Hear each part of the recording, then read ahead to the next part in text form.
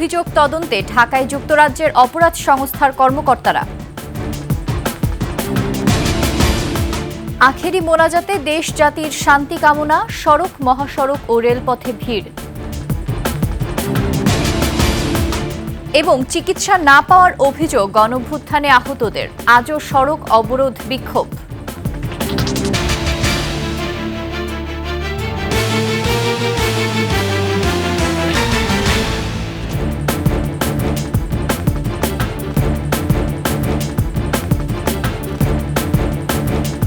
শুনছিলেন সংবাদ শিরোনাম। আমন্ত্রণ দুপুরের ২১ সংবাদে, সাথে আছি আমি ফারজানা নির্জনা।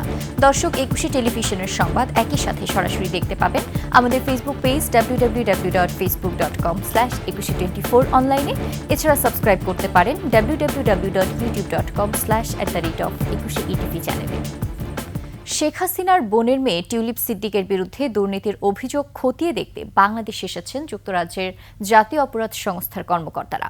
দুর্নীতির অভিযোগে গেল মাসে যুক্তরাজ্যের মন্ত্রিত্ব হারাতে হয়েছে টিউলিপকে। যুক্তরাজ্যের সাবেক সিটি মিনিস্টারের পদ হারানোর পর এবার তার এমপি পদ নিয়েও চলছে টানাটানি।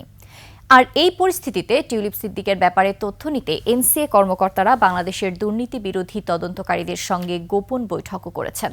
এ তথ্য নিশ্চিত করেছেন সংবাদ মাধ্যম দ্য মেইল অন সানডে। সংবাদ মাধ্যমটি জানায়, টিউলিপ সিদ্দিকের ব্যাংক অ্যাকাউন্ট ও ইমেইলের তথ্য যাচাইয়ের পর জিজ্ঞাসাবাদের জন্য তাকে ডাকতে পারেন ব্রিটিশ কর্মকর্তারা।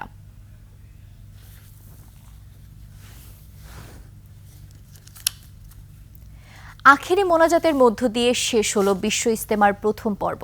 মোনাজাতে বিশ্ব উম্মার ঐক্য, শান্তি ও কল্যাণ কামনা করেছেন মুসল্লিরা। এদিকে ইজতেমার সার্বিক আয়োজন ও ব্যবস্থাপনা নিয়ে সন্তোষ জানিয়েছেন তারা। মানিক শিকদারের রিপোর্ট। এবার প্রথমবারের মতো ৩ দফায় অনুষ্ঠিত হচ্ছে ইজতেমা সমাবেশ।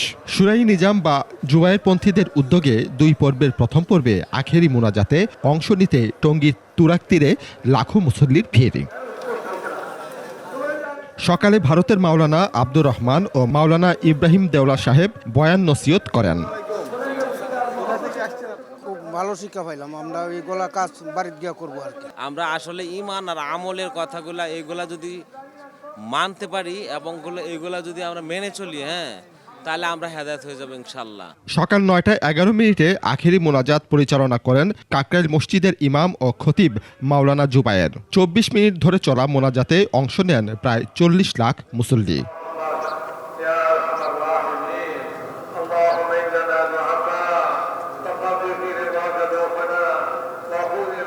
আত্মোপলব্ধি, আল্লাহর কাছে ক্ষমা প্রার্থনার পাশাপাশি মুসলিম উম্মার শান্তি সমৃদ্ধি কামনা করেন মুসল্লিরা। মুসলিম জাহার জন্য একটি সুন্দর পৃথিবী এবং সুন্দর শান্তিময় একটি পৃথিবী চাচ্ছি। সকল হিংসা ভুলে দেশের মানুষের সমৃদ্ধি ও শান্তি কামনা করেন তারা। বাংলাদেশকে সুস্থ সবলভাবে চলে, এই চলার জন্য আল্লাহর কাছে দোয়া করি, আল্লাহর কাছে ফরিয়াদ করি। দেশ শান্তি, সবার মুসলমান যাতে শান্তি থাকে। সফলভাবে ইজতেমা সম্পন্ন হওয়ায় শুকরিয়া আদায় করেছেন অংশগ্রহণকারীরা। ভাগাভাগি সৃষ্টি হচ্ছে, এটা যদি করতে হবে, আবার পুনরায় যদি সবাই যদি মিলেমিশে খায় তাহলে হয়তো মনে হয় এই তাবলিগ জামাতটা আরো আগে যেত। সুষ্ঠুভাবে এই ফয়সালার মাধ্যমে আমাদের একটা সম্পূর্ণ পরিবেশ ফিরে আনছি। আল্লাহ কাছে লাখ লাখ শুকরিয়া যাতে আমরা যে অনুষ্ঠানটা আমরা সুন্দর মতো করতে পারছি। মুসলিম জাহানের শান্তি কামনার পাশাপাশি দেশের চলমান অস্থিরতা নিরসন হোক খুব দ্রুতই, এমন কামনা করেছেন মুসল্লিরা।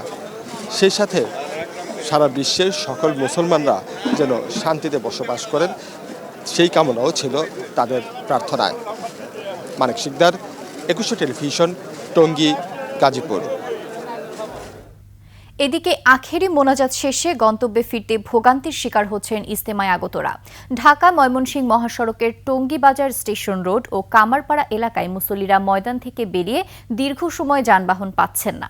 আবার যানবাহন পেলেও ভাড়া বেশি নেয়ার অভিযোগ তাদের। মহাসড়কে দেখা দিয়েছে যানজট। এদিকে টঙ্গী রেল স্টেশনে রেলযাত্রীদের ভিড় সবচেয়ে বেশি। ট্রেনের স্বল্পতায় দীর্ঘক্ষণ অপেক্ষা করতে হচ্ছে বলে জানান তারা।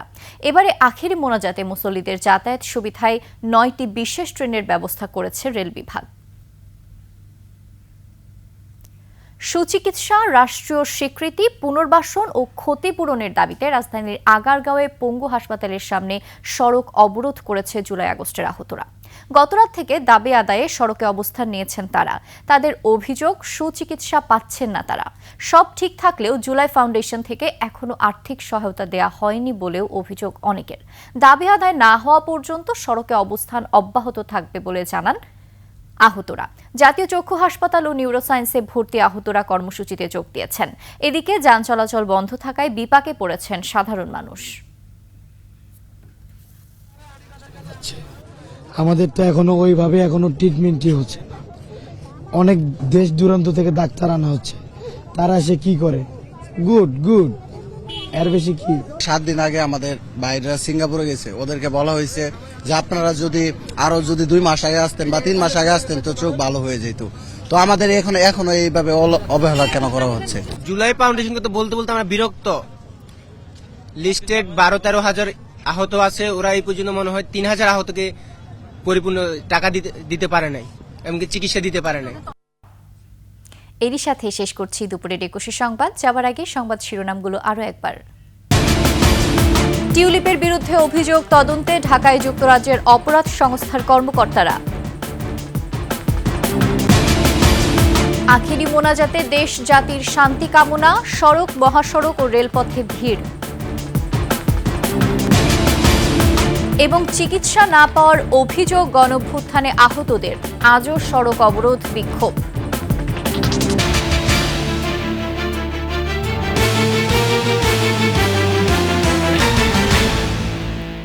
সর্বশেষ সংবাদ জানতে ডায়াল করুন 2021 নম্বরে আর ভিজিট করুন 21-tv.com ওয়েবসাইটে।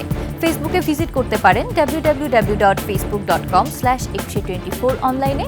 এছাড়া সাবস্ক্রাইব করতে পারেন www.youtube.com/@21etv চ্যানেলে। এতক্ষণ সঙ্গে থাকার জন্য ধন্যবাদ। পরবর্তী সংবাদ দুপুর 2টায় দেখার আমন্ত্রণ রইল। 21-এর সাথেই থাকুন।